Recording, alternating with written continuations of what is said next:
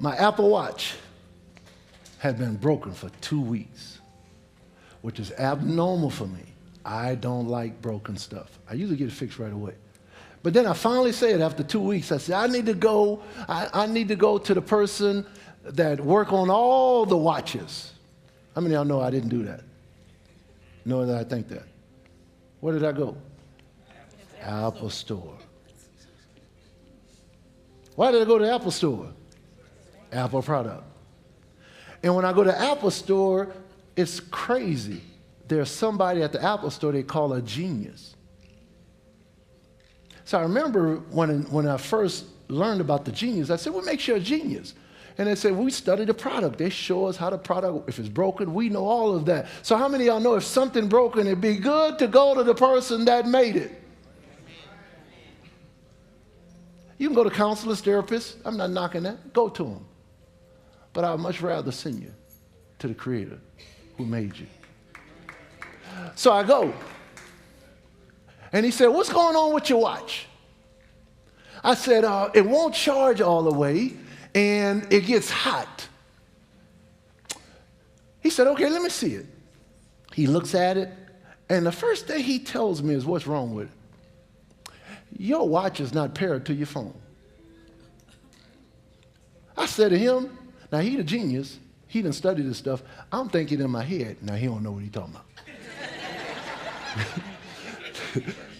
How can it not be charging and get hot because it's not paired? So I'm listening to the genius of the product thinking like a fool.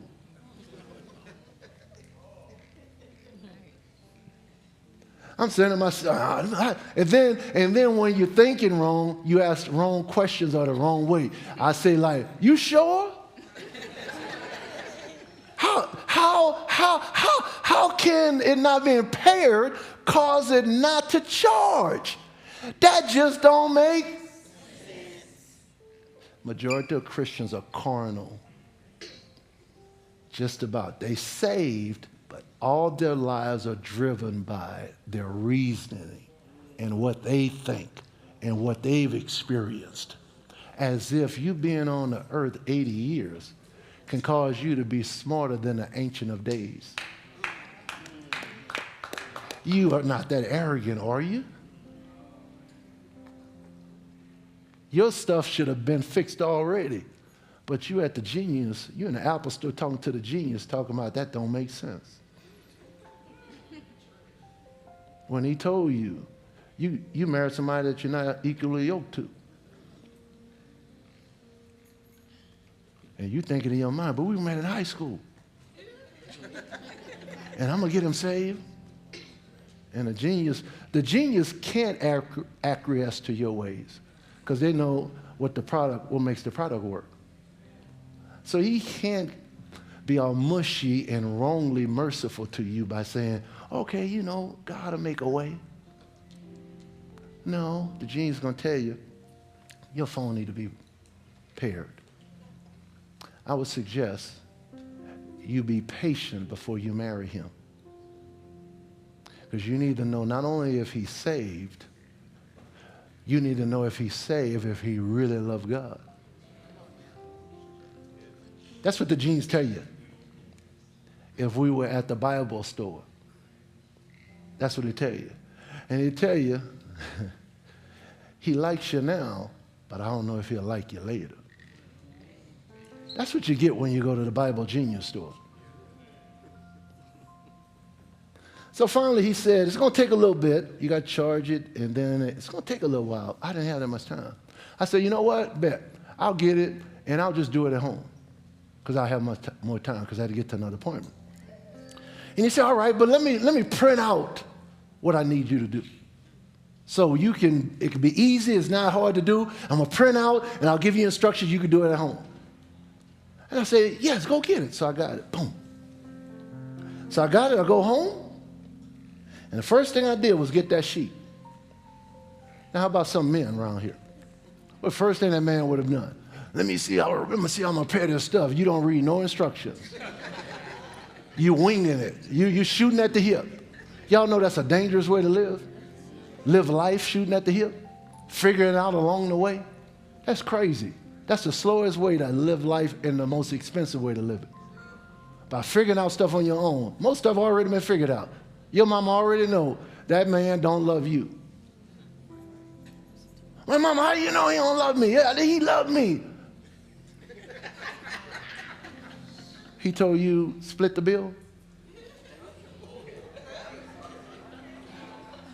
But it's new school. There's new school. We don't do it like that anymore. We split the bill. Where his money is, where his heart is.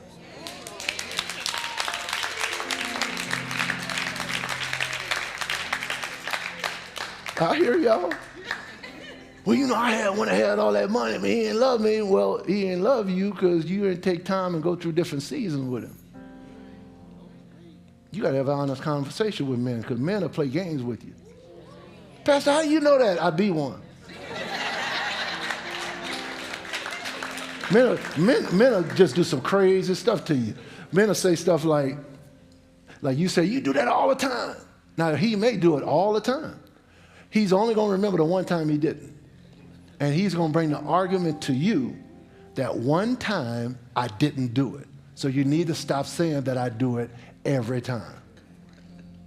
Here's another thing a man will do. When you get with a man, I've said this before, ladies, slow down. Take that sex off the table. It confuses you. It causes your soul to get intertwined. And you feel good. Even though your heart's saying, your soul's saying, he sounds so good.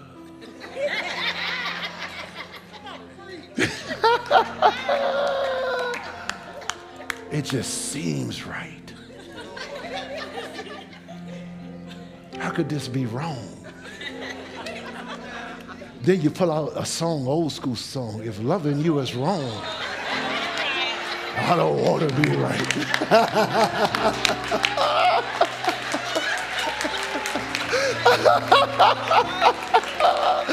You put all your music because you want what's called confirmation bias. You're not praying. Your mind already made up. You done already waved at God, and you already imagine he waved back at you. You rolling. Now everybody around you who love you can see you rolling the wrong way. But now you think your girlfriend hating on you. She don't got a man, she don't just like mine. She want me to be lonely.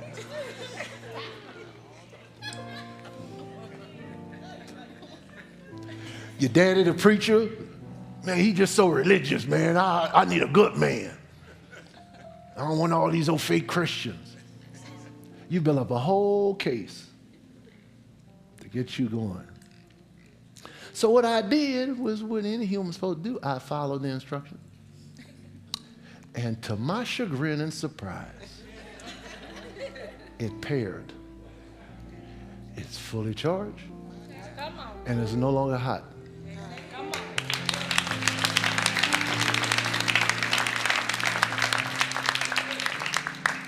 It made no sense.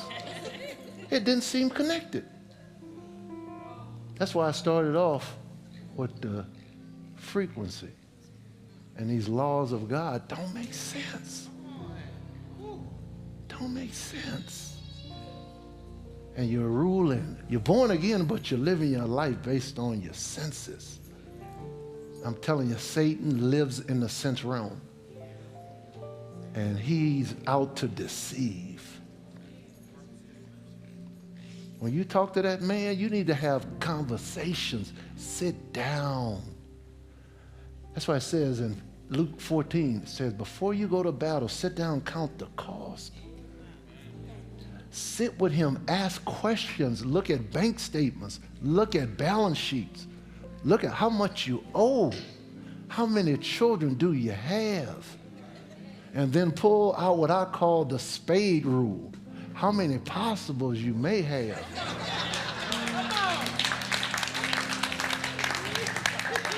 Why? If it is your dude, you can handle it if we know the truth. Y'all got me? There's no need building a marriage off something that's not true. That's not going to last. That's not, the church of the living God is the pillar and ground of the truth. Even if it's bad, if you're truthful, you can maybe work through it. But if you lie to me, oh, I don't even have enough sense because I'm so intertwined with you to even slow down and get pertinent information that I should know before I buy a car. By the way, ladies, believe it or not, what I'm getting ready to say is even from an ethnic standpoint, people who are most taken advantage of automotive sales are women. Most take advantage of. Do your homework, ladies. Do your homework. You're not just feelings. Do your homework. You see something, say something. Pay attention to how you treat his mother. Always pay attention to how they treat their mother. Find out if they're a mama's boy. Mama's boy is going to look for you to bail them out. A man going to bail himself out and get you out.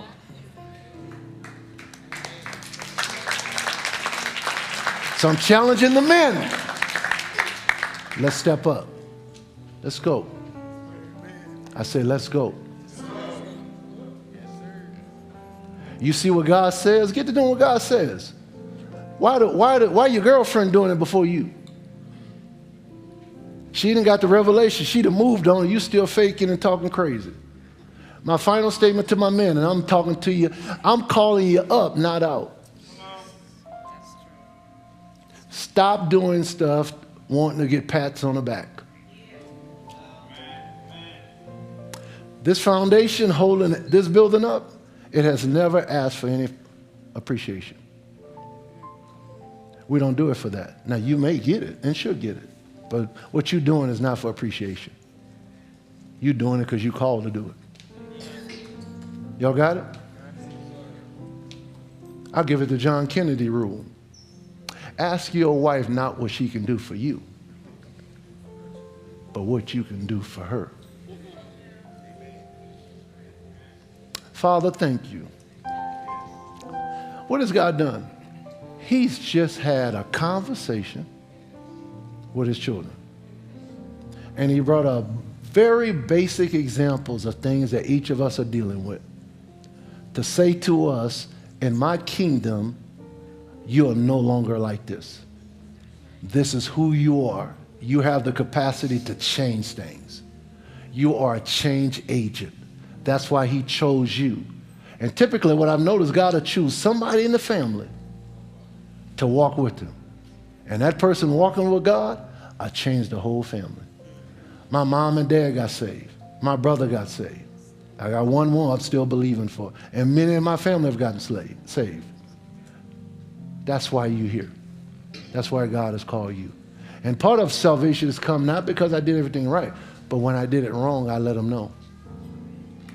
And I asked them to forgive me. Even with my wife, I had to apologize to my wife. Even as a pastor, there's some things that I wasn't doing right. So not only did I apologize to Pastor Tracy, I apologized to my children. And I also washed their feet. Brothers, there's nothing wrong with having done something wrong. The problem is when we don't confess it and stand up to it. You step out, brother, you don't gonna blame your wife. Even if she was tripping. No, you stepped out because you wanted to step out. And as long as you blame, and it may be some things that she could have done better, but as long as we blame, you'll stay lame. Y'all got that? And you don't have to stay lame. Jesus took the blame, and he took the shame, and he healed the lame. All you got to do is come to him. All of our stories is just about the same. Either we did it or we thought about doing it. So that makes us one and the same. We all need a Savior. We all came out of imperfect parents. We all were born sinners, doing what we knew to do to fix it up, make it look good, but we were still sinners. But Christ died for you. And he's your substitute. He took our sin, gave you his rightness, which we call righteousness. And the first thing God did was declare you righteous.